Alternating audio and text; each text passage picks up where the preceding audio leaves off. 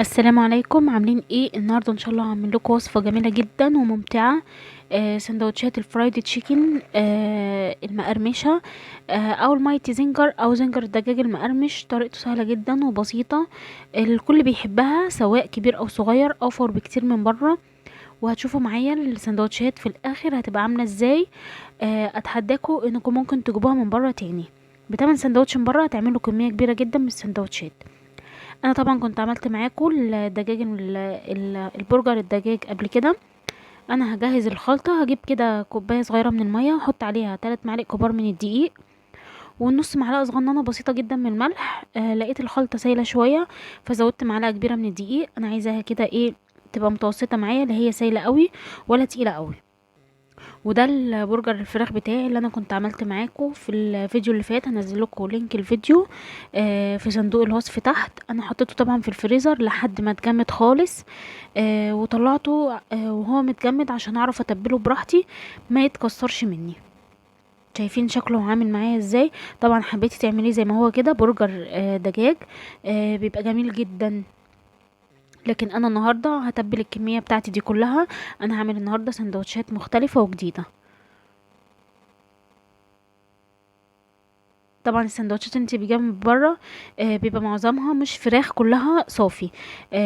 هنا دي خلطة الكنتاكي بتجيبيها من عند العطار مقرمشة. وده دوريتوس اللي هو الحامي، ده انا كسرته وهو في الكيس. ده شكل الدوريتوس اللي انا جبته. ده حامي جدا، كسرته هو في الكيس كده ورحت حطيته. هاخد بقى واحدة برجر بتاعتي كده. انا هوريكم اول وحدتين وبعد كده هكمل الكمية بتاعتي. هنا هتبلها كده من فوق ومن تحت. هو طبعا قرب يفك شوية. آه وهحطها على الصينية. هحطها طبعا على الكيس البلاستيك كده وهحطها في التلاجة لمدة 10 دقايق قبل ما اقليها. وده الدوريتوس اللي هو الحامي. هتبله بالطريقة دي. انا مش قادرة اقول لكم قد ايه الدوريتوس الحامي ده كان طعمه جامد جدا، بس كان حامي جدا فوق ما تتخيلوا. هتبله كده بالطريقه دي. وطبعا هكمل باقي الكميه بتاعتي بنفس الطريقه. انا هنا تبلت الكميه بتاعتي كلها، وده الباقي بتاعها.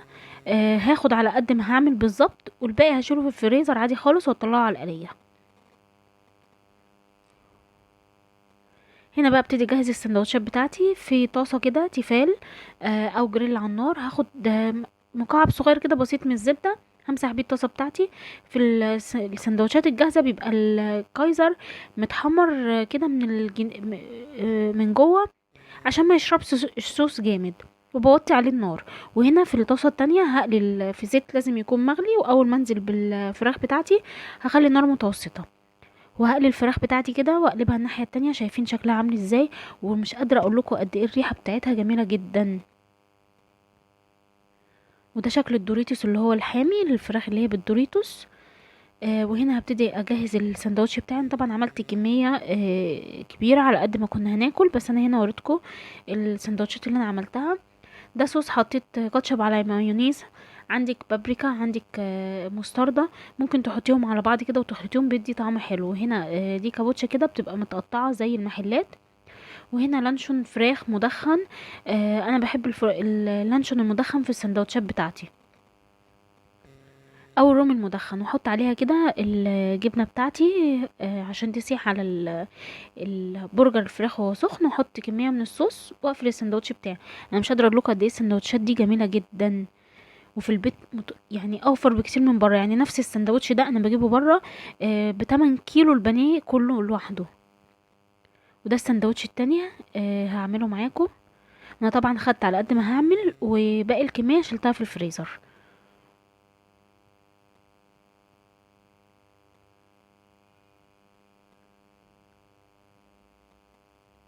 طبعا رصة السندوتش دي على حسب بقى ما انتي تحبيها.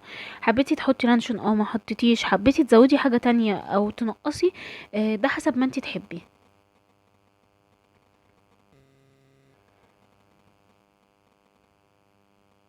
دي كده السندوتشات بتاعتي بعد ما خلصتها. مش قادره اقول لكم قد ايه كانت جميله جدا. الساندوتش الواحد لما بتاكليه فعلا ده هو لوحده وجبه كامله، ما تقدريش تاكلي معاه اي حاجه تانية. شايفين شكل السندوتش عامل ازاي؟ بجيبه من بره نفس الحجم ده، بيبقى غالي جدا. يعني التمن بتاعه، انتي هتعملي الكميه اللي انا عملتها دي كلها، لو جبتي نص كيلو من البانيه هتعملي الكميه دي كلها بالتتبيله بتاعتها، بالحاجات كمان الفينو واللانشون والجبنه. مش هيكلفك اي حاجه. لكن بره انت بتجيبي سندوتش واحد بيبقى تمنه غالي جدا. شايفين السندوتش عامل معايا ازاي؟ وده بقى اللي هو تبلته بالدروتيس. مش قادره اقول لكم قد ايه كان جميل جدا، بس كان حامي قوي. وده السندوتش التاني اللي هو العادي. شايفين من جوه عامل ازاي؟ بجد حاجه يعني جميله جدا. يا رب يكون الفيديو عجبكم.